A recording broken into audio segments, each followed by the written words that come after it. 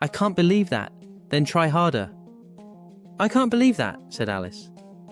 Can't you? Said the Queen in a pitying tone. Try again. Draw a long breath and shut your eyes. Alice laughed. There's no use trying, she said. One can't believe impossible things. I dare say you haven't had much practice, said the Queen. When I was your age, I always did it for half an hour a day. Why, sometimes I believed as many as 6 impossible things before breakfast. Lewis Carroll, Through the Looking Glass. Beliefs affirm your truth. Another way to think about beliefs is that they are a set of rules you have set up, normally at an unconscious level, to understand the world around you. Beliefs tend to cluster around values. A definition of a belief and a value is called for. The definition I like comes from Dr. Wyatt Woodsmall, 1943, present, a specialist in advanced behavioral modeling. Values are the things that motivate you. Beliefs are the rules you have set up to fulfill your values. When we think about it like this, it makes sense.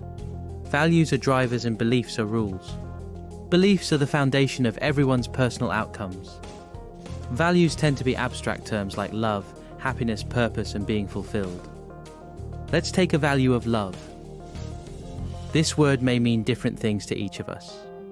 Beliefs are how you know you have fulfilled this value. Here's a contrasting example. First, what could the rules be for one person to know how they are loved? Needs to be told, I love you. Phone once a day to check in. Always be on time. First, whereas for someone else it could be, hold hand when walking.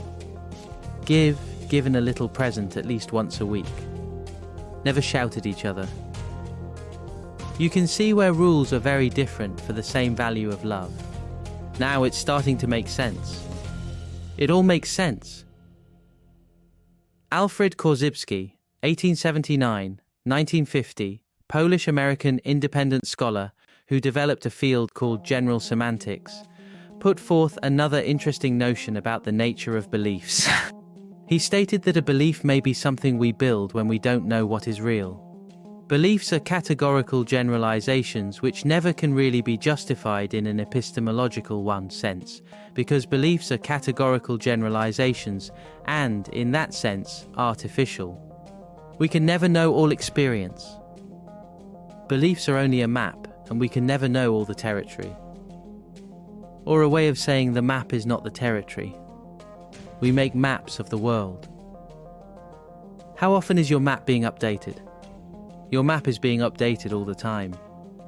Your beliefs are being updated all the time, and at any one time we have a range of beliefs that are in flux. You have things you do not believe.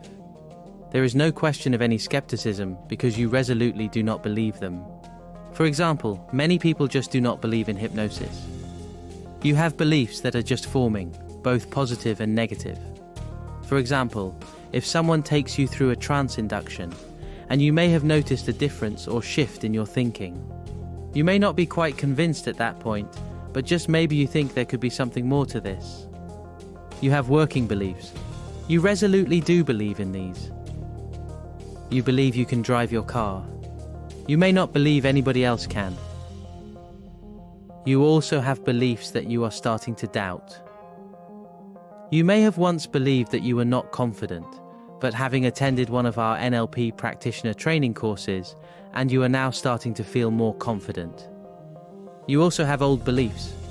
These relate to the past and may be things you believed in as a child, e.g., Santa Claus or fairies at the bottom of the garden. When beliefs limit us, there comes a time when a belief can limit us and hold us back. We call that a limiting belief. This can mean that a belief has once served you in some meaningful way at that time, but with life's experiences and growing resources, you have since outgrown it. This is an interesting definition because it means that if you have not had any limiting beliefs for some time, there is a danger that you are standing still and not growing as a person. Now, this is just a belief about beliefs. Dead men don't bleed.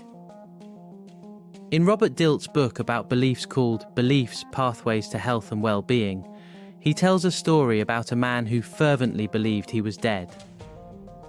Robert asked him, "Do dead people bleed?" And he said no. Taking a pin, Robert took the man's hand and pricked him.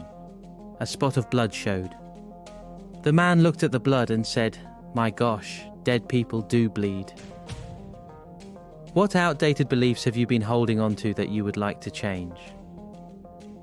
What impossible beliefs would change your life? I am off to believe 6 impossible things before breakfast. What about you? NLPcourses.com